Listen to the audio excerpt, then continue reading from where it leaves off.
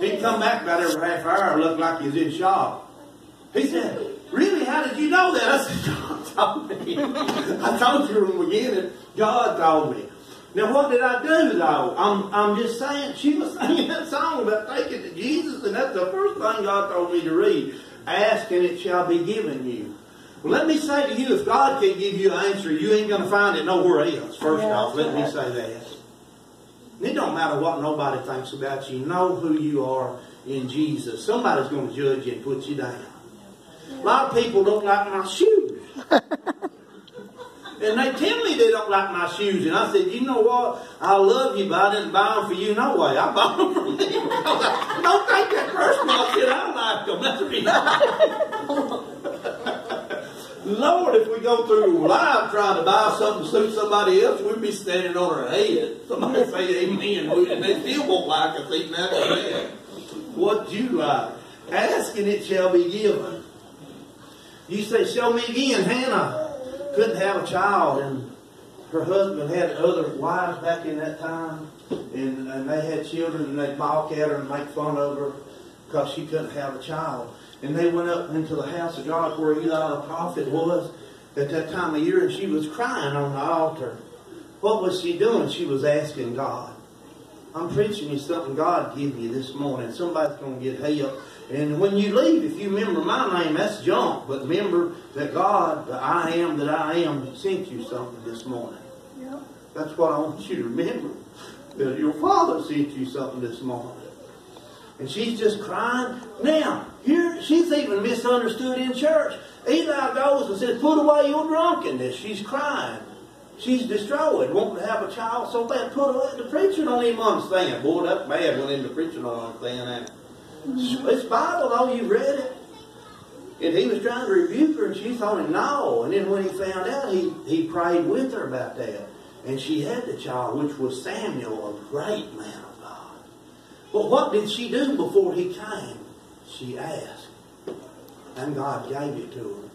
I had the honor of marrying a little guy off about 2 months ago that the doctor said could never exist. I worked with his dad that many years ago, and they could not have a child, him and Lisa D. and Lisa. And they said the doctor said if she could get pregnant, there ain't no way she'd carry it. She's just wrong inside. It can't happen. She'll never have any children. She's got 2 today, the boy and another little girl that's about 7 years old. But I said, "Dee, what we do? Come here and let's me and you hold hands." We were out in the parking lot, in the truck parking lot. And I said, "Let's hold hands. I know what the doctor said. Let's ask God. Let's just ask God. Let's just that. Boy, he's going to come thick. I feel it.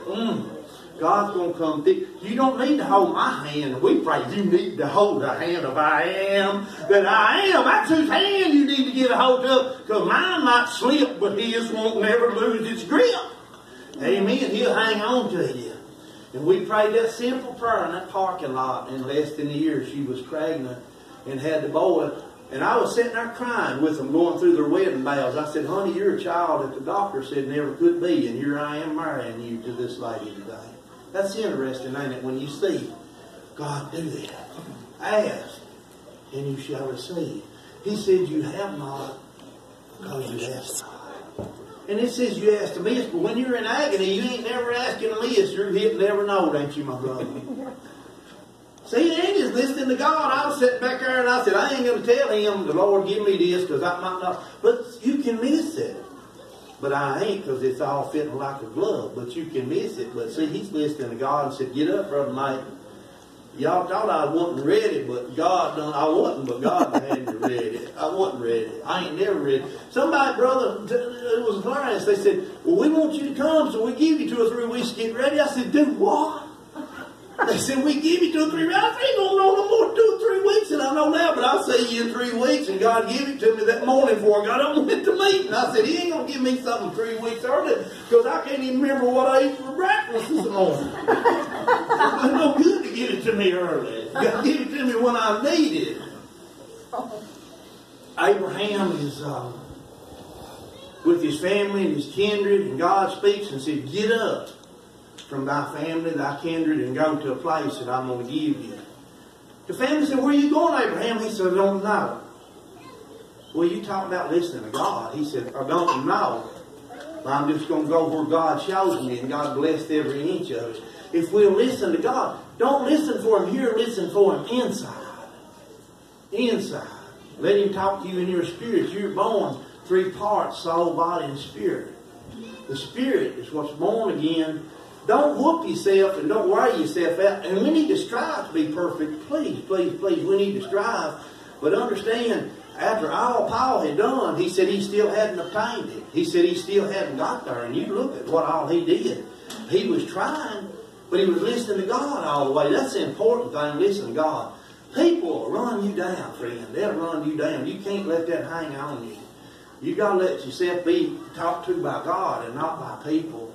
You got to know what you are and walk in that and be free.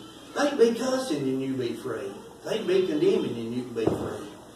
You can get to that state like Jesus. He was at the ultimate point of being abused after he'd been beaten, put on that cross, and still he looked up and said, Father, forgive them, for they know not what they do. And I'm going to just throw that in. Forgive. Don't hold any unforgiveness in your heart. I don't care how bad somebody's hurt you. Please don't hold that. Just forgive them, because that's the key to God healing you.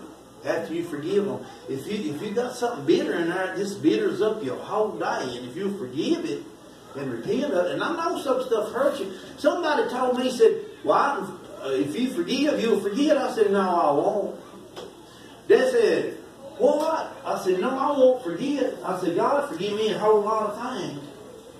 And I said, don't whoop me. I'm going to do it. I said, I'll be driving along. And I said, I just want to celebrate another day of living here over on earth, beating on them drums. You said, well, you got born again. I didn't lose my mind totally, though, and I remember. I know sins that I did. I remember them, and God don't. You don't. Some things you can't forget, and some things it's not wise to forget.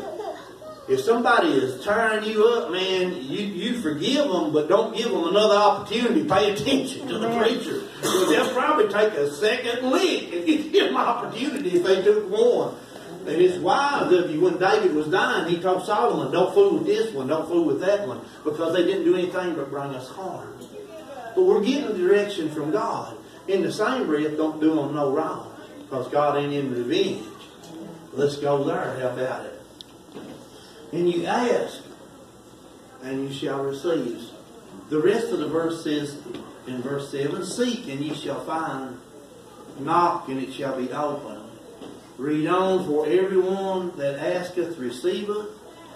He that seeketh findeth, and to him that knocketh it shall be opened. Or what man is there of you whom if his son ask bread will give him a stone? He wouldn't do it.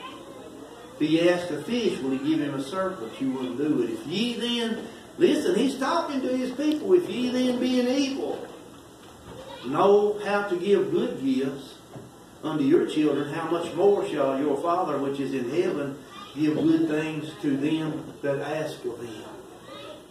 Just keep asking. Keep believing. When you get up every morning, if you really pay attention to me right now, God ain't told me to say this, but if you do it, say today is going to be better than yesterday, because I'm a child of God.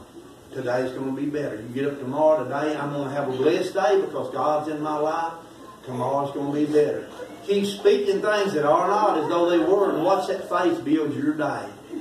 Watch that faith build your day. Amen. And getting angry don't do you no good. When my son, when he was living, he had a little car and needed the hose put on it, the heater hose. And them little bitty cars, man, they compact everything. And my hands are big. I done tore the hide off my knuckles 3 times, and he's out there, and I throw all of my wrenches. Pam, pam, pam. I throw them all underneath of it. I throw them in 7 or 8 different directions and just had 3, and that's hard to do when you just got 3. I was so mad. I couldn't do nothing. I was so mad. Woo! And I got out, and he said, Dad, something happened. I said, I ain't got no hide left on my hand, son, but don't worry about it. I'll go gather these wrenches up and then get back under and fix it. He said, do what? I said, yeah, after you get mad, nothing don't work. So I have to get out and get rid of the mad and gather them back up. And I got back under and took it off and put it right back on when I got rid of the mad.